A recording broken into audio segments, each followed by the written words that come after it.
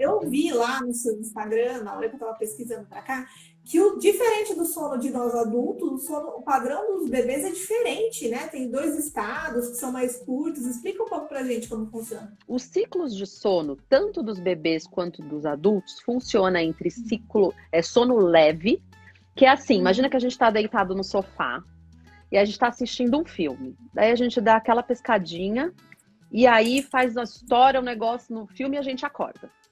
Então, assim, eu estava em sono leve, que é aquele sono que às vezes a gente dorme no sofá e tem os tremeliques.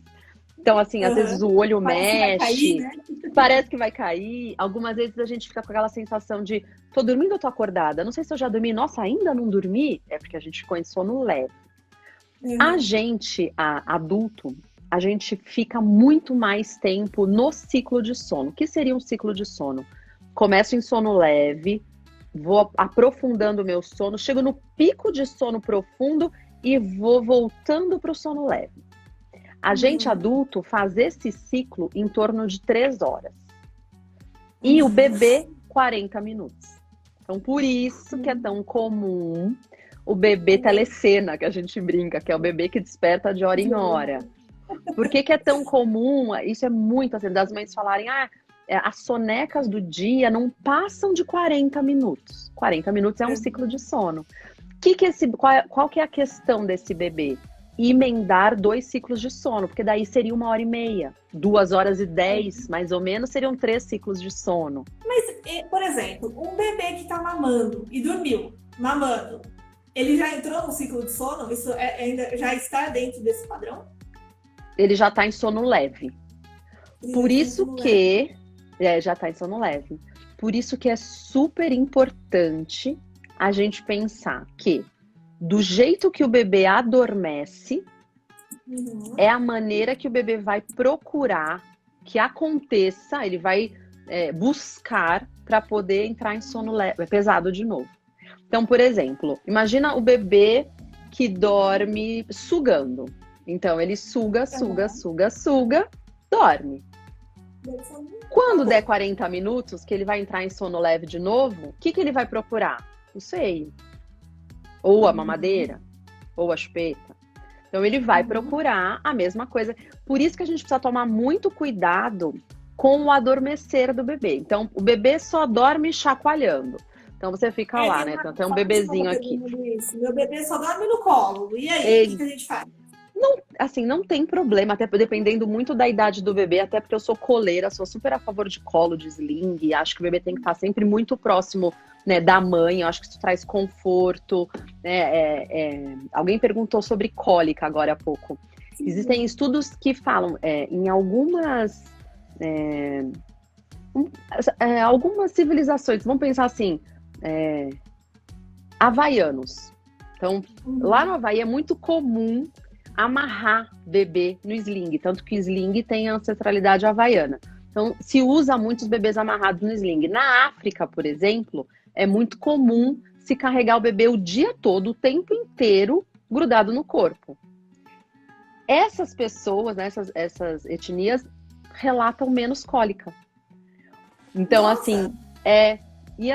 existe um pediatra que é super famoso, que é o Carlos Gonzalez, que é um grande estudioso da primeira infância, né, de bebês, de amamentação, e ele fala muito isso, assim, será que é cólica?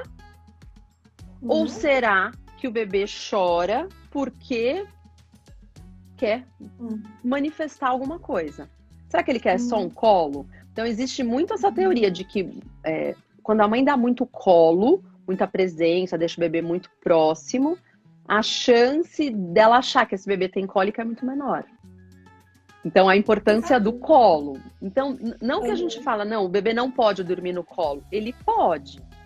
Mas, hoje é um bebê de 3 quilos, por exemplo, um recém-nascido. Daqui a pouco é um bebê de 9, daqui a pouco é 12. Né? Então, começa a ficar mais difícil fazer esse bebê adormecer no colo. Então, eu digo assim, que enquanto ele é pequeno, ele adormece no colo, não tem problema. Mas dica, pensando no futuro, é tentar transferir o bebê, ainda em sono leve, para o berço, ou o carrinho. É isso que eu ia perguntar, porque aí o bebê tá lá quase dormindo, aí você faz o quê? Você acorda? Não, então, não acorda. põe em sono leve. Porque quando você coloca o bebê em sono leve, ele dá aquela, sabe assim, dá aquela gemidinha, procura uma posição e se encaixa. O que vai acontecer a hora que ele entrar em sono leve de novo? Ele vai procurar e se encaixa para o outro lado. Então é super bacana você começar a fazer isso. Por exemplo, você botou o neném no quarto, aí um neném pequeno. Aí o neném começou a chorar. Largar o neném lá. Melhor não. Não. Dá, acho que ele não aprende nada com isso. E sabe o que eu acho muito interessante? As pessoas falam muito isso para as mães. Tem que deixar chorar um pouco, vai ficar mal acostumado. Não, mas deixa, não é assim. A gente escuta muito isso. E aí eu costumo não dar a resposta pronta, porque quem sou eu para dizer se ela tem que deixar chorando ou não?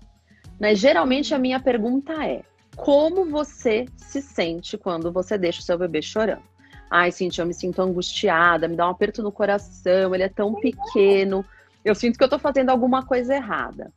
Como você gostaria? Ah, eu gostaria de pegar no colo, acalmar e colocar. Então essa é a resposta. Nunca ninguém me falou o contrário. Ah, eu adoro, eu deixo chorando, fico super bem, acho que faz bem pra ele. Não, ninguém fala isso.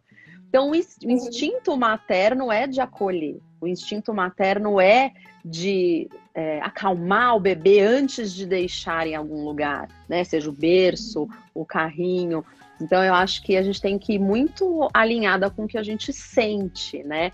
Nenhum profissional tem domínio sobre a mãe e o bebê. Quem entende, assim, as respostas verdadeiras só podem vir da mãe. Ela é a pessoa que mais tem conexão com o bebê. E a gente tem que criar isso nelas, assim, mostrar esse poder, que é você que sabe, é você que conhece seu bebê. Você que vai me contar e eu vou tentar te ajudar. Mas a resposta é sua. Né? Isso eu acho super importante. Tem uma pergunta ali, que eu acho que é uma coisa que causa dúvidas ainda. A história da posição correta do bebê dormir. É a barriga para cima? É de ladinho? De bruços? Qual que é o ideal? O ideal é deitado de barriga para cima, né? E a cabecinha pode tombar para os lados sem problema. O ideal é não usar cobertor, nem mantinha, nada. E se for usar, colocar o bracinho por cima, né, da manta, para não ter o risco da manta subir no rosto e asfixiar. Então, essa é a posição segura. Uma agasalha bem o bebê por cima, se tiver frio, por exemplo. Exatamente. A gente sempre fala que o bebê a gente aquece com roupa, não com cobertor. Mas, lógico, tá, o soneca da tarde. Vou colocar o bebê para dormir ali do meu lado no sofá, tô vendo, não tem problema pôr o cobertor, porque eu tô ali o tempo inteiro. O problema é o cobertor desassistido, sem o olhar de um adulto. Então aí é perigoso. Então a gente trabalha com roupa e a gente pode colocar um cobertorzinho por baixo, deitar o bebê em cima do cobertor, porque isso também aquece. Tá? Nossa, muito importante essa dica, né? Porque as pessoas não têm noção. Aqueles negócios que tem em volta do berço, que eu esqueci o nome. Os protetores de berço. Também não é legal? Então, não é legal. Na teoria, porque assim, quando a gente cria uma regra, a gente tem que criar uma regra que é universal, que todo mundo vai entender. Então, se eu tiver que falar, ai, protetor de berço pode, mas tem que ser fino, com uma espessura tal, que não asfixie o bebê, complicou. Então, quando a gente cria uma regra, tem que ser muito assim, não, sim, né? Não dá para o talvez, você sempre está colocando em risco. Então, o ideal é que não coloque nada. Aí algumas pessoas falam, tá, mas e aqui é perigoso o bebê prender o pezinho na grade do berço, puxar e se machucar. Já aconteceu? Já aconteceu. Já acompanhei poucos bebês, mas que aconteceu isso. Então, hoje em dia tem umas telinhas bem fininhas. Existe também é como se fosse uma trança, meio que de foam, sabe? Aquele material bem fofinho, que não tem como asfixiar e que se coloca bem ao redor do bebê também, para fazer essa proteção, para o bebê não bater a cabecinha na lateral do berço, também funciona bem. Então, essa coisa do sono seguro são regras que são universais, assim, sempre pensando na asfixia.